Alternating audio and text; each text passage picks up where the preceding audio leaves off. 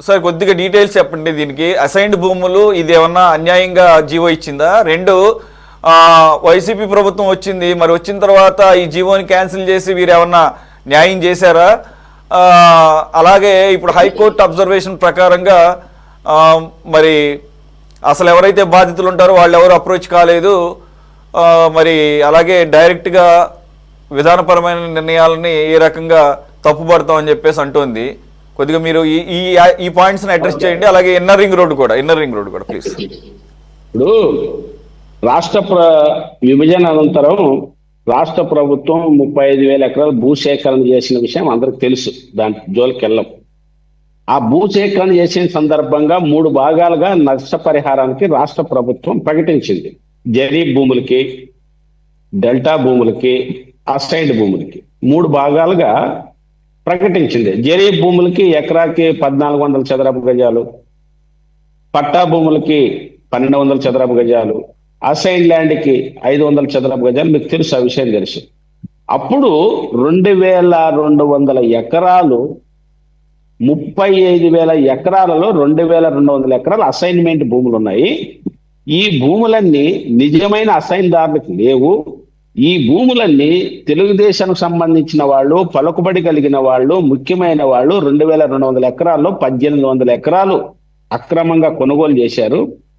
ఆ భూమిని తిరిగి ఆ పేదలకు ఇవ్వాలి, మేము ఇస్తాము అని జగన్మోహన్ రెడ్డి ఆ జీవో తీసుకొచ్చాడు. మేమంతా హర్షించాం. నిజం, ఈ మంచి జీవో. ఈ జీవో ప్రకారంగా అసైన్దారులకు తిరిగి వెనక్కిస్తే రాష్ట్ర వ్యాప్తంగా ఉన్నటువంటి అన్యాక్రాంతమైన భూములు సుమారుగా 15 లక్షలు అన్నారు. అవన్నీ పేదలకు ఇవ్వడానికి మంచి అవకాశం ఉందని మేము ఆ రోజు సంతోషించాం, హర్షించాం, ప్రకటన కూడా చేశాం. కానీ అసైన్ చట్టం ఏం చెప్తుందంటే, అసైన్మెంట్ చట్టంలో 7 సెక్షన్లు ఉన్నాయి, అన్ని నేను వివరించను. అసైన్మెంట్ భూములు అనర్హులు అంటే 5 ఎకరాలు పైబడిన వాళ్ళు ఎవడైనా కొన్నా, దాన్ని అమ్ముకున్న అసైన్ చట్టం ప్రకారంగా సెక్షన్ 7 ప్రకారంగా 6 నెలలు జైలు శిక్ష. ఒకవేళ అసైన్ భూములు కోల్పోయినటువంటి పేదవాడు, మా నాన్న తెలుసో తెలియకో అమ్మాడో లేదో ఎటో పోయింది, నా భూమి నాకు కావాలంటే అసైన్ చట్టం ప్రకారంగా తిరిగి ఆ పేదవాడికి ఇవ్వాలని అసైన్ చట్టం చెప్తుంది. ఆ చట్టం ప్రకారంగా అసైన్ చట్టానికి విరుద్ధంగా అక్కడ చేతులు మారాయి కాబట్టి ఆ చట్టం ప్రకారంగా తిరిగి ఆ పేదలకు ఇవ్వాలని జగన్మోహన్ రెడ్డి చెప్పిన దాన్ని మంచి విషయం. కానీ విషయం ఏమిటంటే, చట్టము జీవో నంబర్ 47 తెచ్చాడు, అసైన్మెంట్ భూములు తిరిగి ఇస్తానని చెప్పాడు. 1 సెంటు భూమి కూడా ఆయన పీరియడ్ లో ఈ రాజధాని ప్రాంతంలో తిరిగి 1 దళితుడికి వెనక్కి ఇచ్చిన పాపాన పోలేదు. ఇది ఒకటి. రెండవది, అదే జీవో 41 తెచ్చారు.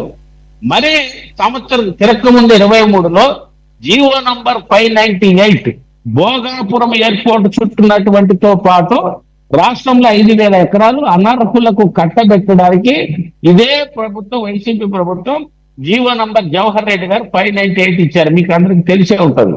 అంటే అప్పుడేమో 41 వైసీపీ గవర్నమెంట్ లో, మరి దిగిపోయేటప్పుడు 98 జీవో ఇచ్చారు. అక్కడ రెగ్యులర్ చేశారు పెద్దవాళ్ళకి. ఇక్కడ పెద్దవాళ్ళ నుంచి 1 ఎకరా తీసుకొని కూడా పేదవాళ్ళకి ఇవ్వలేదు. ఇదే ప్రభుత్వమే. మరి జీవోలు చేసేది చట్టాల గురించి. చట్టం 3 రకాలుగా 5 భాగాలుగా ఉంటుంది. చట్టసభలు చేస్తాయి, అమలు చేయాల్సిన బాధ్యత బ్యూరోక్రాట్స్, ఐఏఎస్, ఐపీఎస్ ఉంది. కాబట్టి జీవోని అమలు చేయాల్సినటువంటి బాధ్యత అధికారులు. కాబట్టి అధికారులు దాన్ని అమలు చేశారా, అమలు చేయలేదనేది ఒక భాగం అయితే, ఆ జీవోని సవాలు చేస్తూ కోర్టుకు పోయే అధికారం ఎవరికైనా ఉంది. నాట్ ఓన్లీ ఎమ్మెల్యే కాదు, అసైన్దారు కాదు, ఎవరైనా పోవచ్చు. పౌరులు వాళ్ళ పేదలకు అన్యాయం జరిగింది, ఆ జీవో వల్ల దాన్ని రద్దు చేయండి, తిరిగి ఆ పేదలకి ఆ భూమిని కట్టబెట్టండి అని పోవచ్చు. నేను పిల్లు వేశాను. 191 పిల్లు రాష్ట్రంలో మంచి పేరు వచ్చింది. ఆ పిల్ల వల్ల చాలా మందికి వెనక భూములు వచ్చినాయి. మేము కూడా చాలా కేసులకి అసైన్దారులు పేదలు రాకపోయినా మేము మా ద్వారా కేసులు వేసిన ఉన్నాయి. పోవడానికి అభ్యంతరం పోవచ్చు. ఇప్పుడు ఎందుకంటే ఒక అసైన్దారు కూడా రాలేదని హైకోర్టుకి వెళ్ళి ఆ శక్తి లేకపోవచ్చు. మేము వేసాం చాలా తరపున. కానీ ఇక్కడ విషయం ఏమిటంటే, 41 జీవోని సవాల్ చేస్తూ రద్దు చేయమని కోరే అధికారం ఉంది తప్ప శిక్షించాలనే అధికారం నాకు తెలిసి లేదు. కానీ ఆ చట్టాన్ని, ఆ జీవోని విరుద్ధంగా చేశారు కాబట్టి ఆ కోర్టుకు సవాల్ చేయడమే కాకుండా ఆ భూమి తిరిగి ఇవ్వండి అని కూడా సవాల్ చేయొచ్చు. ఇది న్యాయమైనటువంటి పద్ధతి. కానీ జగన్మోహన్ రెడ్డి ప్రభుత్వం ఏం చేసిందంటే, అసైన్డ్ దారులు ఇంత దళితులు ప్రేమ అని చెప్తున్నారే, ఇప్పుడు సోదరుడు చెప్పాడు, నేను అభ్యంతరం చెప్పట్లే. మరి దళితుల మీద ఇంత ప్రేమ, అసైన్డ్ భూములు తిరిగి ఇవ్వాలనుకున్నటువంటి మీరు పొయ్యుతూ పోతూ దిగిపోయేటప్పుడు 2022 లోపు 2022 లోపు అసైన్డ్ దారుల భూములు ఎవడన్నా పెద్దవాళ్ళు కొనుక్కున్నా వాళ్ళకి రెగ్యులర్ చేయొచ్చు 20 ఏళ్ళు దాటిన తర్వాత అని భూస్వాములకి పెద్దలకి దుర్మార్గంగా కట్టబెట్టినటువంటి మార్గ ప్రభుత్వం మీది ఇప్పుడు అమల్లో ఉంది. సరే, ఈ చంద్రబాబు నాయుడు గారు ఏం చెప్పారు? జగన్మోహన్ రెడ్డి ఆ జీవో తెచ్చి దళితుల భూములు పేదల భూమి అన్యాక్రాంతం చేస్తున్నాడు. ఇప్పటికే దాదాపు 7 లక్షల ఎకరాలు ఇట్లా జరిగాయి.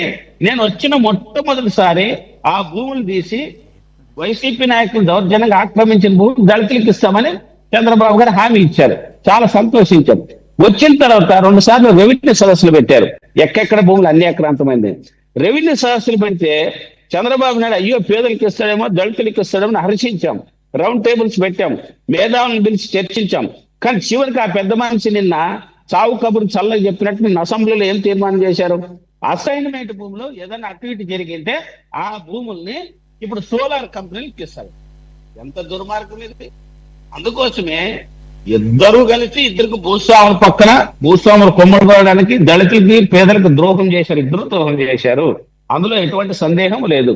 అందుకోసం అసైన్ చట్టం ఏం చెప్తుందంటే, ఎస్ఆర్ శంకరన్ మహానుభావుడు 1977లో ఈ రాష్ట్రంలో, ఉమ్మడి రాష్ట్రంలో దళితులకి పేదలకు ఇచ్చిన భూములని పెద్దోళ్ళు కొల్లగొడుతుంటే ఆ చట్టం రక్షణ కోసం, ఆ భూముల రక్షణ కోసం 77 అసైన్ చట్టం తెచ్చారు.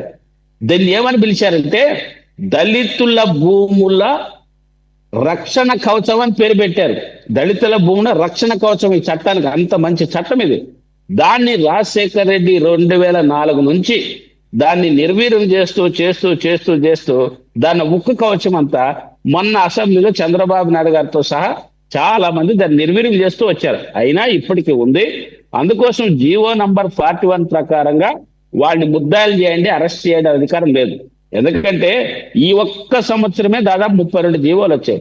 జగన్మోహన్ రెడ్డి పీరియడ్ లో 750 760 జీవోలు వచ్చాయి. ఆ జీవోల ప్రకారంగా అయితే మొత్తం మంత్రులు, ఎమ్మెల్యేలు, మినిస్టర్లు అందరూ ఓటేసిన వాళ్ళు కూడా పోలా. చట్టసభ అంటే ఏంటి? జీవో వేరు, చట్టం వేరు. చట్టం చేసేది మొత్తం చేస్తారు, జీవో చేసేది ఆ డిపార్ట్మెంట్ చేస్తుంది. ఆథరైజేషన్ ఆమోదం మంత్రి, ముఖ్యమంత్రి. కానీ అధికారికంగా ఇచ్చేది ఇప్పుడు రెవెన్యూ ప్రిన్సిపల్ సెక్రటరీ గారికి, రెవెన్యూ ప్రిన్సిపల్ సెక్రటరీ CCLA. మరి నిజమైన ముద్దాయిలు అయితే వాళ్ళు కావాలి. మరి వాళ్ళ మీద ఎందుకు పెట్టారో తెలియదు. అందుకోసమే అసైన్మెంట్ భూముల అమ్మకాన్ని కొనుగోలుగితే 6 నెలలు జైలు శిక్ష అని చట్టంలో ఉంది. అక్రమంగా చేస్తే అక్రమంగా చేస్తే జీవోకి లేవు. మతాలకు సంబంధించి, ప్రజలకు సంబంధించి అటువంటిది ఏమన్నా వస్తే అది కూడా రద్దు చేయాలి, లేదా ఆ ప్రభుత్వాన్ని రద్దు చేయాలంటారు తప్ప వ్యక్తులుగా ఇవి వర్తించవు. అందుకోసమే ఇప్పుడు కూడా మీరు వాళ్ళిద్దరు కలిసి అసైన్మెంట్ భూములు చేశారు. చివరికి నేనేం చెప్తానంటే సోదరుడికి, వైసీపీ నాయకులకి, ఇక్కడ ల్యాండ్ పూలింగ్ ని వ్యతిరేకించారు.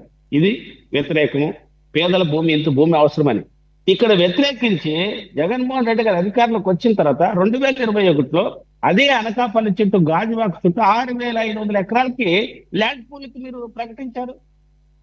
ఆ ల్యాండ్ పూలింగ్ లో 1500 ఎకరాలు అసైన్మెంట్ భూమి ఉంది. ఆ ల్యాండ్ పూలింగ్ ఎట్లా ప్రకటిస్తారు? మీరు వ్యతిరేకిస్తారని మేము కోర్టులో కేసు వేసాం.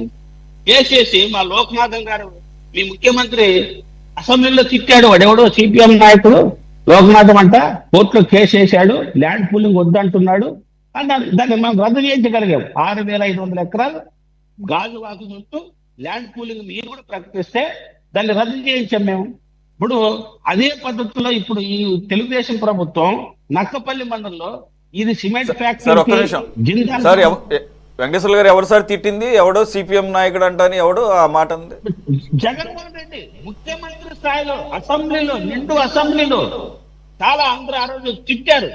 ఆయన బొమ్మ దగ్ధం చేశారు నిండు అసెంబ్లీలో అన్నాడు. వాడు ఎవడో CPM నాయకుడు లోకనాథం అంట కోర్టులో కేసు వేశాడు, మా భూములు వద్దంటున్నా అన్నాడు.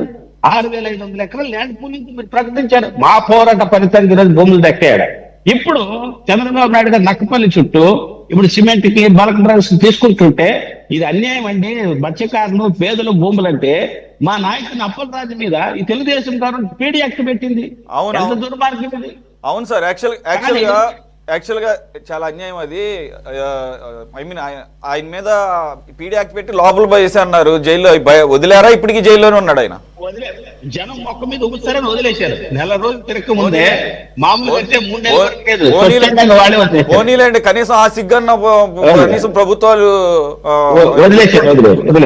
ఓకే, కాబట్టి ఆ రకంగా వదిలేశారు. కాబట్టి అసైన్ చట్టం గురించి సోదరులు పూర్తిగా తెలుసుకొని మాట్లాడడం మంచిది. కేసు గురించి ఆర్కే అనేవాడి గురించి నేను చెప్పేదానికంటే మనోడు చెప్పాడు కాబట్టి నేను పెద్దగా చెప్పను. ఎందుకంటే నేను కూడా ఇక్కడే ఉంటాను. ఏదైనా చేయగలడు మనోడు పుట్టిందే దానికోసం. వేషం మాత్రం చాలా బాగా వేస్తాడు. అటువంటి వాని గురించి ఎంత తక్కువ మాట్లాడితే అంత మంచిది. ఇప్పుడు ఈ నెక్స్ట్ టాపిక్ ఇది ఆయనకు సంబంధించిన బంధువేనండి, నాకు ఐడియా లేదు. షిరిడి సాయి ఎలక్ట్రికల్స్ ఆల్ రామకృష్ణారెడ్డి సంబంధించిన బంధువు ఎవరు ఉన్నారా? గుర్తులేదు. విశ్వేశ్వరరెడ్డి ఆయన కాదు, ఆయన విశ్వేశ్వరరెడ్డి కడప. ఓకే, కానీ కాకపోతే ఆయన కూడా పెద్ద బిజినెస్ మ్యాన్ అని చెప్పేసి విన్నా. మామూలు కాదు ఆయన. అది షిరిడి సాయి ఎలక్ట్రికల్ ది పెద్ద సంచలనం ఆ రోజు. ట్రాన్స్ఫార్మర్లు, స్మార్ట్ మీటర్లు, పెద్ద కుంభకోణం. ఇప్పుడు దాని మీద మాట్లాడబోతున్నాం.